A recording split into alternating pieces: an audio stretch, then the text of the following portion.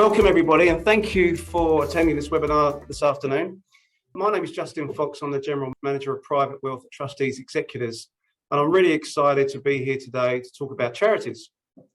Just a little bit about private wealth business. Essentially, we're the face of our organisation, and we offer total wealth management services, and that's from estate planning, wills, trusts, investments, accounting and legal. So it's kind of a financial one-stop shop. Last year, we launched the Trustee Executors Charitable Foundation, which has generated a lot of interest and is progressing really well. So we're really pleased about that. I mean, New Zealand, is a small country with a small population, and it's renowned for, punching above its weight. I mean, we just have to look at the Commonwealth Games as a really good example. We're doing very, very well there. But this also applies to philanthropy, as Kiwis give generously to support various charitable causes across New Zealand.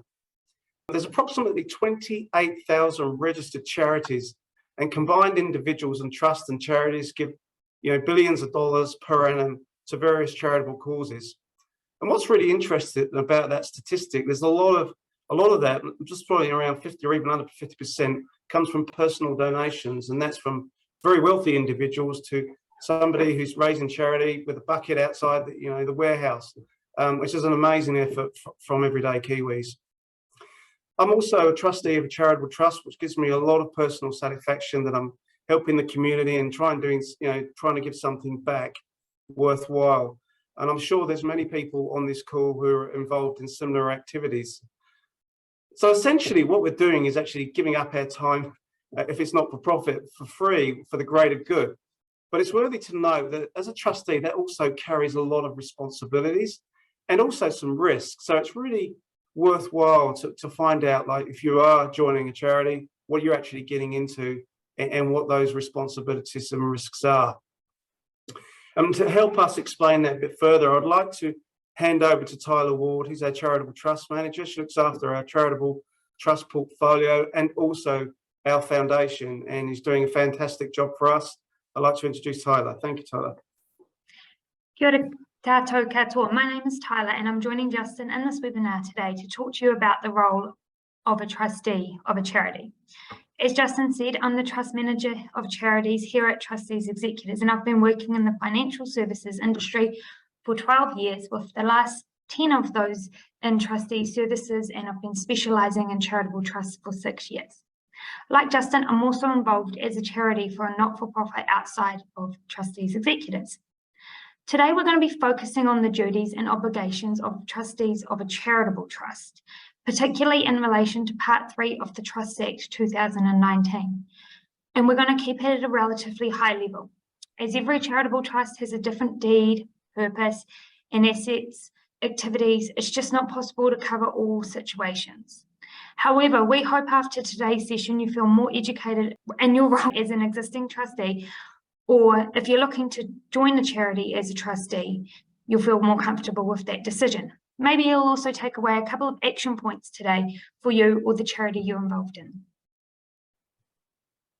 So we will cover the role of a charities trustee in 2022, what the role of the trustee is and some of their responsibilities. We'll talk about the duties of trustees under the Trust Act 2019, including the different mandatory and default duties.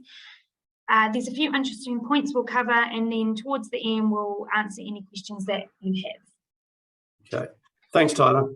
So just in the spirit of full disclosure, this presentation does not constitute legal advice. It's not to be relied on or treated as legal advice or as a substitute for legal advice. All information, content, details is for educational and general information purposes only, and all trustees should obtain their own legal advice from a suitably qualified advisor in respect to legal matters pertaining to their trust.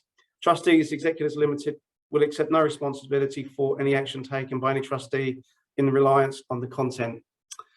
So a little bit, just very quickly before we get into the detail, a little bit about our history. Trustees Executors has been providing professional trustee financial and private estate planning services for individuals and corporates in New Zealand for 140 years. So we've been around a long time. We are a statutory trustee company operating under an Act of New Zealand Parliament. This means we're a stable, permanent, experienced company with a strong legislative base. We've got approximately 200 staff and offices in Auckland, Tauranga, Wellington, Christchurch, Dunedin, and a small office in Melbourne, Australia. We oversee the administration and supervision of client investment assets in excess of 170 billion across 4 key business units, including my own private wealth, corporate trustee services, member investor services, which is sort of registry, portfolio services, which is sort of custody and investment accounting. So, you know, it's a relatively complex business. And since the appointment of our CEO, Ryan Bessemer, in the last 4 years, we've invested heavily in our technology and getting into that digital space, which has been really exciting. This is the second in our Private Wealth Insights webinar series. The first, Investing for Women, was launched in June, aligned to the Financial Services Council. It starts with Action campaign, an initiative to build the financial confidence and well-being of women by bringing industry together to make impactful change. So I would like to hand back to Tyler, and now he's getting to the content of the presentation. Thank you. Thanks, Justin. So while being a trustee allows you to give back to the community with a contribution of your time, knowledge, skills, it may be a single organisation, or you might be a trustee of multiple organisations. The appointment also brings some legal obligations. You have some powers and some responsibilities as an individual. And it's really important as a trustee you fully understand and keep up to date with these roles. Any changes with legislation and or regulations, because like anything, if you fail to meet these duties, there are consequences. In terms of a trust, there's no ability to limit or exclude a trustee's liability for any breach arising from a trustee's dishonesty, willful misconduct, or gross negligence. As a trustee, you're the legal owner of the assets held within that trust. These will likely include a minimum of bank accounts, may include a properties, or investments. In general terms, as a trustee, you're required to act in good faith and do your best to fulfill the purpose of the trust without doing so to seek a personal gain. One of the most important roles is to act in the best interest of the charity by making sure it remains focused on its charitable purpose and the benefit it provides. Your responsibility and duties are dependent on how the charity is structured, e.g., as a trust, a society, a company, the size of the charity, and the activities of the charity, so what it does.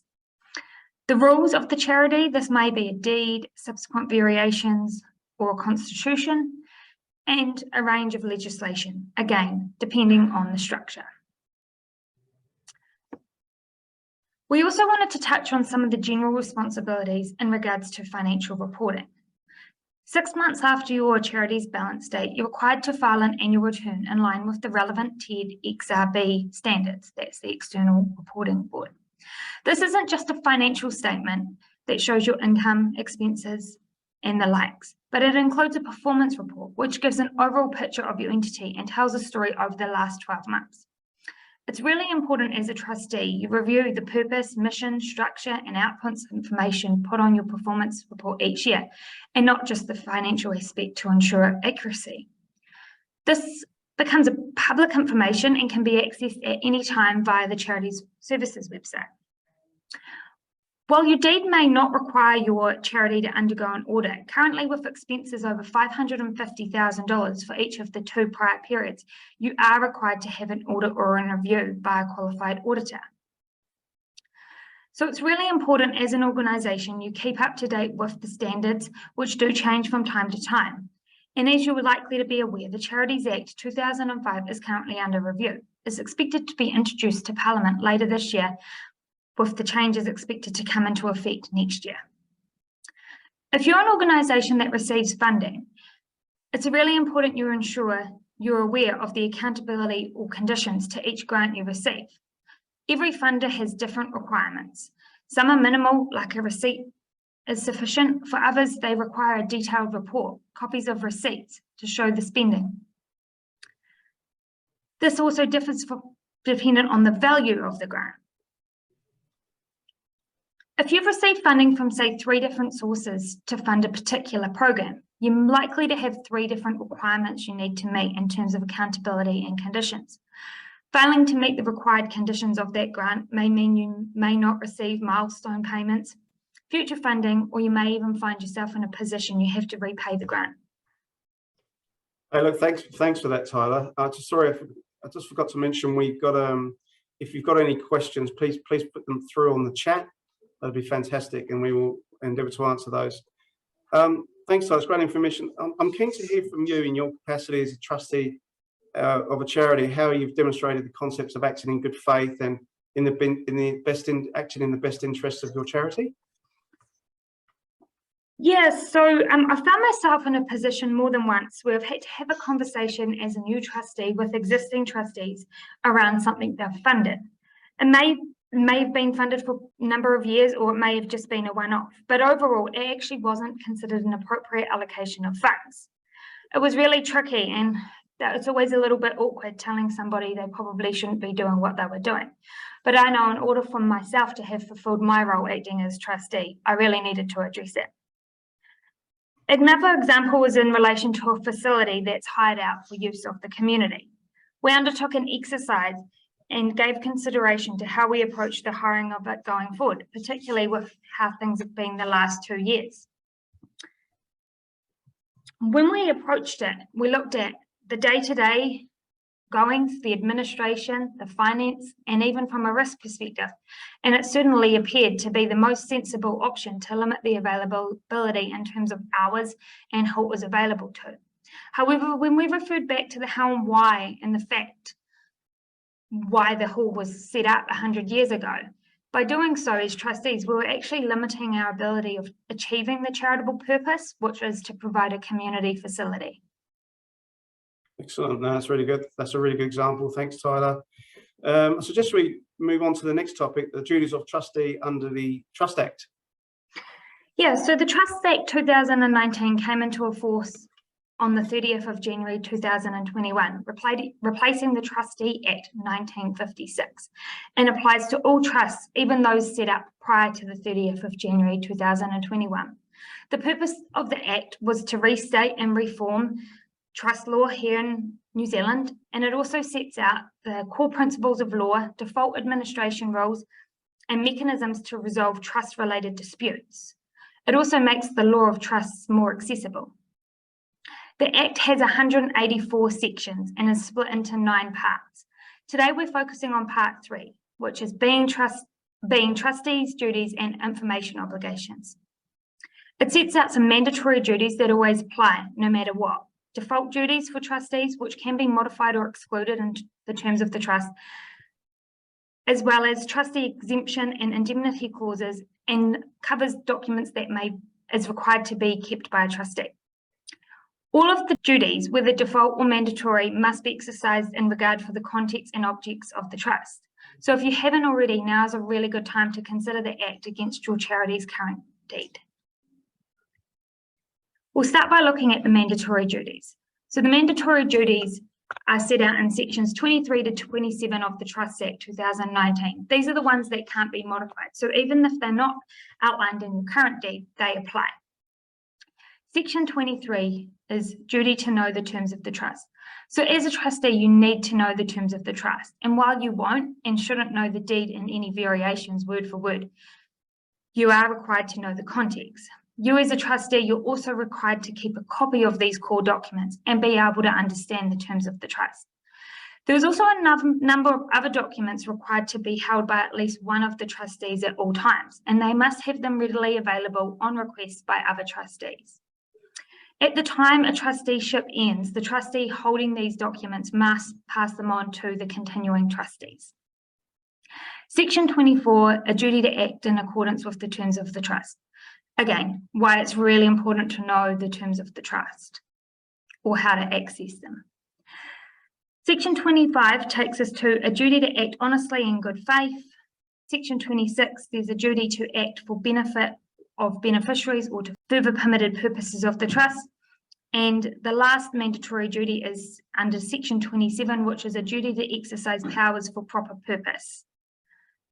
Justin, can you give us an example today of how you've demonstrated a duty, I guess, as in your capacity of a trustee, maybe around the conflicts of interest? Yep. So in my role, T, from time to time, I get involved in making decisions regarding grants to organisations. So I make sure I declare any conflicts of interest at the beginning of the meeting and ensure that others in attendance do as well, so that decisions are made with proper consideration and without bias. Also, a lot of meetings, particularly through the COVID period, have been held online rather than in person. And so if I can't leave the room, I'll make sure I excuse myself from the discussion, making the process and the decision process, and I put myself on mute. And also, when reviewing the meeting minutes, I always check for conflicts relating to myself and others, that they have been properly recorded in the minutes. So yeah, look, it'd be good now to move on to the next topic, default duties. Yeah, so the default duties are set out in sections 29 to 38 of the Trusts Act. Unless modified or excluded from the trustee, these apply. The reasons why you'd be modifying or excluding any or all of these duties will differ from entity to entity and duty to duty. In most cases, you'd look to seek some legal advice, and for the majority of trusts, this can be made somewhat quickly via a variation of the deed, especially a newer trust. However, if your trust deed doesn't provide for the ability or talk about how or what you can change, particularly some of those older trust deeds, it can't be changed so easily, and it could become a little bit more challenging. So under the default duties, trustees have got a general duty of care. They have a duty to invest prudently, and section 59 of the Trust Act 2019 lists the type of things for consideration when investing. Trustees have a duty not to use powers for their own benefit. So as a trustee, you can't exercise a power or make a decision that's directly or indirectly for the benefit of yourself as a trustee or another trustee's benefit. There's a duty to consider exercise of power, a duty not to bind or commit trustees to future exercise of discretion. Trustees have a duty to avoid conflicts of interest. So Justin gave us an example earlier around disclosing and removing himself from decision making. It's really important a trustee avoids any conflicts where possible between the interests of them as a trustee and also the interests of any beneficiaries. Trustees have a duty to be impartial, a duty not to profit, a duty not to act for no reward, and trustees have a duty to act together. So this default duty says that all decisions must be made in agreement and not via a majority. Here's a couple of other interesting points within the Trust Act 2019 that apply to trusts but don't necessarily apply to charitable trusts. So trusts have a maximum duration period of 125 years. However, charitable trusts can continue in perpetuity. The Act also outlines that a trustee must make what's called basic information available to every beneficiary of a trust. Basic information includes the fact that somebody is a beneficiary of the trust, the name and contact details of the trustees, the occurrence and details of any appointments, removals, retirements of trustees, and provides the beneficiary the right to request a copy of the terms of the trust or trust information. The Act states in sections 51 to 55 that doesn't apply to charitable trusts or permitted purposes trusts that do not have beneficiaries. So if your charitable trust doesn't define its beneficiaries with specific organisations, then this wouldn't look to apply.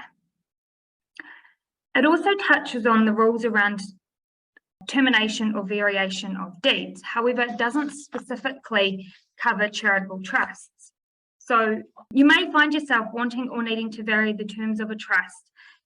It may be that it's no longer able or viable to operate. This could be from an economic perspective, or maybe the purposes of the trust are limiting and cannot be achieved anymore. Or maybe you've found a charity down the road doing similar work and you want to see if you can combine as a single entity.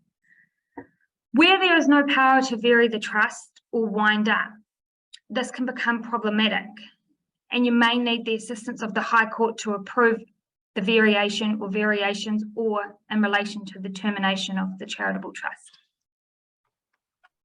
Very good, Tyler. I've just seen a couple of questions have popped up. So who do we inform or tell if we change our trust deed?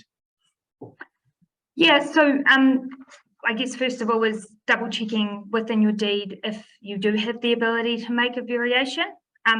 Otherwise, you'd be looking to obtain some legal advice around that variation. You may need to consult with the beneficiaries around the change, especially if it might benefit their might impact their benefit. And then, of course, once the variation has been completed, you'd be looking to upload that with Charity Services, making sure you're letting your accountant know that there has been some changes, so they know in advance before they start preparing the next financial statements. And depending on your structure, the company's office probably too. Okay, thank you for that. I've got another one here. Does the duty to act for no reward mean trustees can't be paid? No, it doesn't. So a trustee can be reimbursed, and this is defined in the Act, for legitimate expenses and any disbursements in acting as a trustee. Of course, this is the default duty. So if the organisation is looking at an option of paying a salary to a trustee or a trustees, you can consider modifying this duty. Okay. There's another question there around where can you find more information around what you can and can't do and governance. So we're pretty fortunate to have some really good resources available and templates available. So there's actually also some templates around deeds of variation online on some really reputable websites. However, I guess if you are looking at anything online, it's probably really important you check the date that it was published or drafted, because it may have been up there since before the new legislation, and so it might not actually apply or meet the current requirements. But don't reinvent the wheel and see what you can find. Okay. Right, if there's any more, I can't see any more. Is there any more questions? No, just the three. Okay.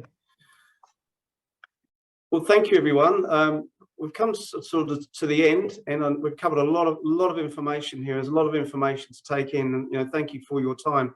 So to recap, we've covered the role of being a trustee of a charitable trust, duties for trustees under the Trust Act 2019, including the mandatory and default duties that apply. We will also email you an overall of the key points and references from today's session. And please don't hesitate to contact us or contact Tyler directly if you've got any questions or you want to find out more information about charities or any questions at all. We'll be happy to help any of you. Please feel free to contact us. And so on behalf of Trustees Executors and Tyler and I, thank you all for attending, and hope to see you again at our next webinar. Thank you.